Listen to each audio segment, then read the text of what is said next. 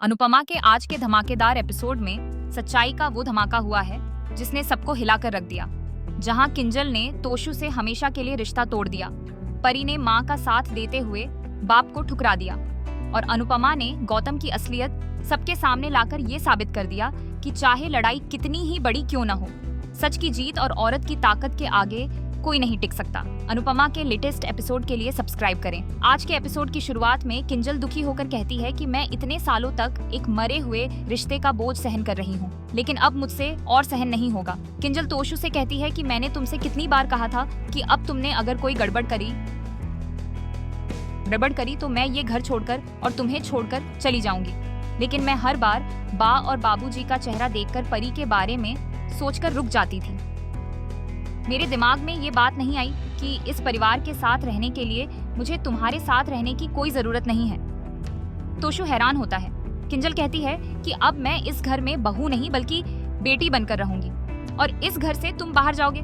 किंजल तोशु से रिश्ता तोड़ने का ऐलान कर देती है। तोशु चौंक जाता है। तोशु किंजल को परी के बारे में सोचने के लिए कहता है। किंजल कहती है कि तुम चिंता मत करो, मैं परी के साथ हूँ। तभी परी की आवाज आती है। परी वीडियो कॉल पर होती है। परी सब सुन चुकी होती है और कहती है कि मुझे आपको पापा कहते हुए शर्म आ रही है। वो पूरी तरह से किंजल का साथ देती है। अनुपमा कहती है कि औरत की सहन शक्ति ही उसकी सबसे बड़ी ताकत होती है, लेकिन तुमने उसे कमजोरी मान लिया था। तुम्हें लगा कि किंजल तुम्हें कभी छोड़कर नहीं जाएगी, लेकिन ऐसा नहीं है। किंजल को तुम्हारी जरूरत नहीं थी, बल्कि तुम्हें हमेशा किंजल की जरूरत थी। अनुपमा कहती है कि अब तुम चाहे कुछ भी करो, हमें तुमसे कोई लेना देना नहीं है। अनुपमा हाथ जोड़ते हुए तोशु से कहती है कि आज विसर्जन के दिन हम तुम्हारे और हमारे रिश्ते का भी विसर्जन कर रहे हैं। लीला भी अनुपमा के समर्थन में खड़ी हो जाती है। तोशु स्तब्ध रह जाता है। परी दुखी होती है। लीला कहती है कि इतने सालों में किंजल इस घर की बेटी बन गई,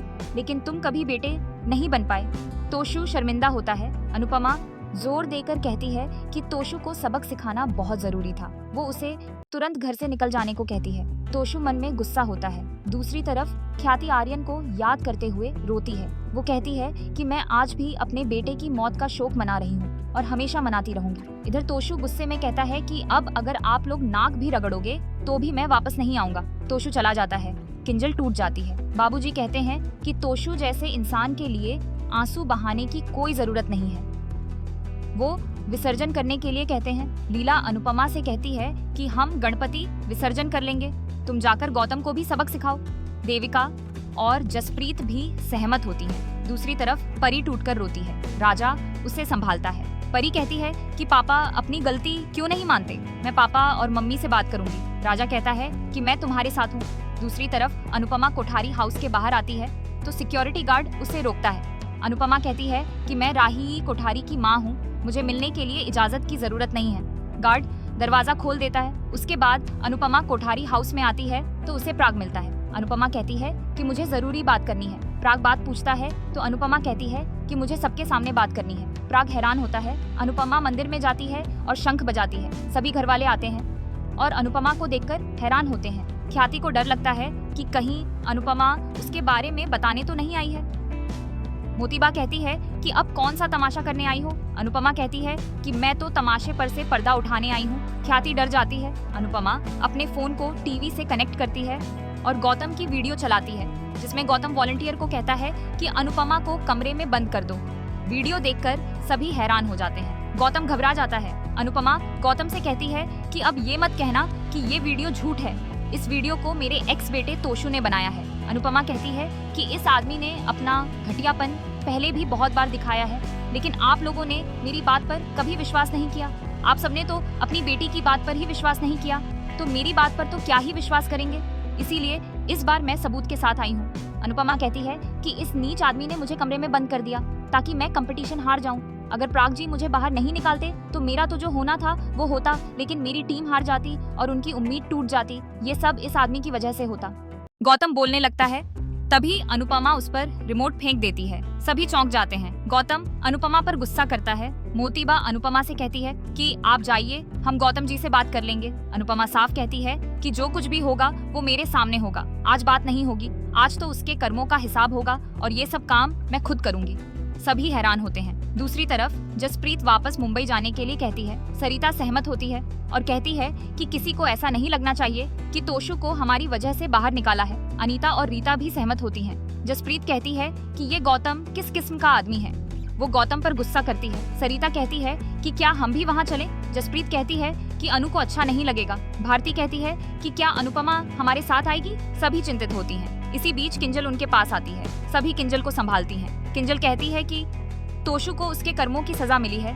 आप सब खुद को दोष मत देना। तोशु जैसे लोग कभी नहीं सुधर सकते। तोशु को इतने मौके देना ही गलत था। डांस रानी किंजल को गले लगाकर उसे सांत्वना देती है। दीपा किंजल की हिम्मत की तारीफ करती है। रीता कहती है कि तुम बहुत अच्छी बहू हो।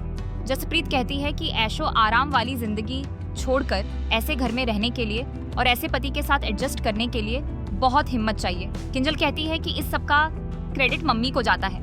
एक अच्छी बहू, अच्छी पत्नी, अच्छी माँ क्या होती है, ये सब मैंने मम्मी से ही सीखा है। सरिता कहती है कि हमने भी अनुपमा से बहुत सीखा है। भारती कहती है कि अब अनुपमा के बिना रहना मुश्किल है। किंजल कहती है कि हमारे लिए भी मुश्किल है। ये सुनकर सभी हैरान होती हैं। दूसरी तरफ अनुपमा साफ कहती है कि गौतम मेरा दोषी है, इसीलिए उसके कर्मों का हिसाब मेरे सामने ही होगा। वो गौतम से सच बताने के लिए कहती है। गौतम सच स्वीकार कर लेता है कि ये सब उसी ने किया है। सभी हैरान होते हैं। अनुपमा कहती है कि मन कर रहा है कि इस सच पर तुम्हारे लिए ताली बजाऊं और दोनों हाथों के बीच तुम्हारा चेहरा हो। गौतम कहता है कि ये सब मैंने अपने परिवार की खुशी के लिए किया, क्योंकि प्यार और जंग में सब जायज होता है। तभी राही कहती है कि ये जंग मेरी थी, तुम्हें बीच में आने की क्या जरूरत थी? मेरी लड़ाई के बीच तुम्हें आने के लिए किसने बोला था? गौतम कहता है कि तुम्हारी जगह कोई और होता तो मेरा एहसान मानता। राही गुस्से में कहती है कि बेईमानी करने से अच्छा मैं हारना पसंद करूंगी, और ये बात मम्मी भी जानती है। मैं इस बात के लिए पापा से भी नाराज हुई थी, तो तुमने क्या सोचकर ऐसा किया? गौतम कहता है कि मेरे लिए मेरे परिवार की खुशी तुम्हारी ईगो से बड़ी है, इसीलिए मुझे जो सही लगा वो किया। अनुपमा कहती है कि प्राग जी ने जो भी किया वो सामने से किया, तुम्हारी तरह पीठ पीछे वार नहीं किया। उन्होंने मुझे हराने की कोशिश की, लेकिन मारने की कोशिश नहीं की। उस कमरे में मेरी जान जा सकती थी। अगर प्राग जी नहीं होते तो मैं यहाँ नहीं होती। अनुपमा गौतम से कहती है कि जो अपनी पत्नी को खुश नहीं रख पाया वो उसके परिवार को क्या ही खुश रख पाएगा। गौतम कहता है कि आपको नहीं पता कि मैं कितना फैमिली पर्सन हूँ। अनुपमा कहती है कि तुम आखिरी बार अपने माता पिता से मिलने कब गए थे? जिन लोगों ने तुम्हें पैदा किया है तुम उनका हाल नहीं पूछते, तो ये फैमिली तुम्हारे लिए क्या ही चीज है? तुम्हें फैमिली से नहीं फायदे से मतलब है। अनुपमा कहती है कि तुम्हें मुझसे दुश्मनी से मतलब है। तुमने पहले भी मुझे नुकसान पहुंचाने की कोशिश की है, क्या तुम्हें याद दिलाऊं? अनुपमा को अतीत की बातें याद आती हैं। इसी के साथ एपिसोड खत्म हो जाता है। अगले एपिसोड में देखने को मिलेगा कि अनुपमा गौतम से कहती है कि तुम मुझे कभी नहीं तोड़ पाओगे। प्राग अनुपमा को डंडा देकर गौतम को सजा देने के लिए कहता है। अनुपमा डंडे से गौतम की भयंकर धुलाई करती है। गौतम चिल्लाता है। प्राग कहता है कि प्राग कोठारी पहला बाप है जो दामाद को घर से विदा कर रहा है। प्राग गुस्से में धक्के मारते हुए गौतम को घर से निकाल देता है। दोस्तों, मुझे उम्मीद है आपको ये हमारी वीडियो जरूर पसंद आई होगी। हमारे चैनल को लाइक, शेयर और सब्सक्राइब करें।